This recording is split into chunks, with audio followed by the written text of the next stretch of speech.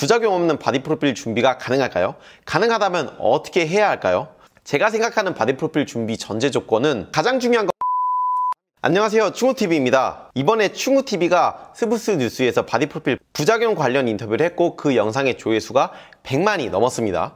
이를 통해서 최근 바디 프로필에 대한 관심도가 굉장히 많이 올라갔다는 것을 느낄 수가 있습니다. 그러면서 잘못된 바디 프로필 준비로 인해 부작용을 겪고 있는 분들도 많다는 것도 느끼게 되었습니다. 그러면 과연 부작용 없는 바디 프로필 준비가 가능할까요? 가능하다면 어떻게 해야 할까요? 바디 프로필을 준비하거나 바디 프로필 준비를 목적으로 하시는 분들 같은 경우에는 이 영상을 꼭 끝까지 보시면 도움이 많이 되실 겁니다. 우선 바디 프로필을 찍기 위해서는 어떻게 해야 할까요? 바디 프로필에서는 다이어트 상태가 굉장히 중요합니다. 그러면서도 근육의 선명도, 근육의 라인 등도 같이 표현이 된다면 사진은 훨씬 멋있게 나올 거라 생각합니다. 근육을 만들고 칼로리를 소모하기 위해서 근력 운동을 해주고 체지방 감량을 위해서 유산소와 식단을 하는 게 필요하다고 생각을 합니다. 결론적으로는 좋은 사진을 위해서는 식단과 운동 모두 잘 해야 된다는 겁니다. 평소에 운동과 식단을 꾸준히 열심히 하셨던 분들 같은 경우에는 바디 프로필 준비 다이어트가 들어갔을 때도 적응을 잘 하실 수 있을 거라 생각합니다. 하지만 문제는 운동과 식단에 대한 경험이 없는 상태에서 바로 바디 프로필 준비 다이어트가 들어간다는 겁니다. 운동과 식단의 경험이 적거나 없는 상태에서 바디 프로필 준비가 들어간다면 평소와는 많이 다른 생활 패턴을 가지게 될 것입니다. 또 정확한 식단과 운동 방법을 모르기 때문에 정체기를 자주 겪으면서 그에 따라 급격한 변화를 주고 극단적인 방법을 사용하기도 합니다. 식단이든 운동이든 몸은 서서히 변화를 느끼길 원하는데 갑작스러운 변화를 준다면 육체적으로든 신체적으로든 스트레스를 많이 받을 수밖에 없습니다. 식단에 대한 정확한 지식이 없는 상태에서 무작정 다른 사람의 식단을 따라하는 것은 좋은 방법이 아니라고 생각합니다. 개인적으로는 사람에 따라 다이어트를 위한 운동, 식단이 달라야 된다 생각합니다. 식단으로 예를 들면 소화가 잘 되는 음식, 본인 입맛에 맞고 꾸준히 유지할 수 있는 음식, 다이어트를 위해 필요한 음식의 양은 다 다르다고 생각을 합니다. 어떤 분들은 몸에 효율이 좋고 경험이 많아서 무염, 저염 또는 초저탄수화물과 같은 극단적인 방법을 하면서도 다이어트를 진행하시는데 어떤 분들은 조금만 극단적인 방법을 사용해도 몸에 큰 무리가 오기도 합니다. 운동도 마찬가지입니다. 근력 운동과 유산소 운동 경험이 많으신 분들은 어떻게 얼마나 운동해야 되는지 잘 알기 때문에 다이어트 시 몸 상태에 따라서 유산소를 늘리기도 하고 줄이기도 하고 근력 운동에 변화를 주기도 합니다. 하지만 근력 운동과 유산소 운동에 대한 경험이 거의 없는 분들 같은 경우에는 어떻게 운동을 구체적으로 해나가야 되는지 모르기 때문에 다이어트 시 살이 안 빠졌을 때 하루에도 여러 번 극단적으로 근력 운동과 유산소 운동을 매우 많이 하기도 합니다. 가동 범위도 평소에 안 나오고 그리고 평소에 약했던 관절의 많은 사용으로 인해서 발목, 무릎, 허리, 어깨 등 부상을 입기도 합니다. 제가 생각하는 바디 프로필 준비 전제 조건은 정답은 없지만 근력 운동, 유산소 운동, 식단 또 본인 몸에 대한 어느 정도의 이해가 있어야지 준비하기 좋다고 생각을 합니다.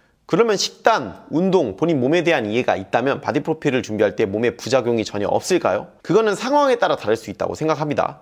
어떤 분들은 체지방 10%가 목표고 어떤 분들은 7%, 어떤 분들은 5% 미만으로 떨어뜨리는 게 목표일 수 있습니다. 여기서 알아야 할 것은 체지방의 역할입니다. 체지방 같은 경우에는 몸에서 이루어지는 다양한 호르몬 작용, 체형 보호, 에너지원 저장 등 굉장히 중요하고 많은 역할들을 합니다. 이렇게 신체에서 꼭 필요한 지방이 굉장히 적은 상태가 된다면 다이어트를 체계적으로 하고 길게 보고 하더라도 몸에는 많은 무리가 생기고 문제가 생길 수가 있습니다. 충우TV도 5% 미만까지 빼는 다이어트를 여러 번 해봤는데 사실 극단적으로 체지방이 낮아진 상태가 되면 몸에 힘이 많이 빠지게 되고 컨디션도 많이 떨어지면서 어지럼증도 느끼고 다양한 문제들이 생기기도 했습니다. 먹는 양보다 소비하는 양이 더 많은 마이너스 영양 상태가 지속적으로 오래 된다면 몸에는 계속 데미지가 쌓일 수밖에 없습니다.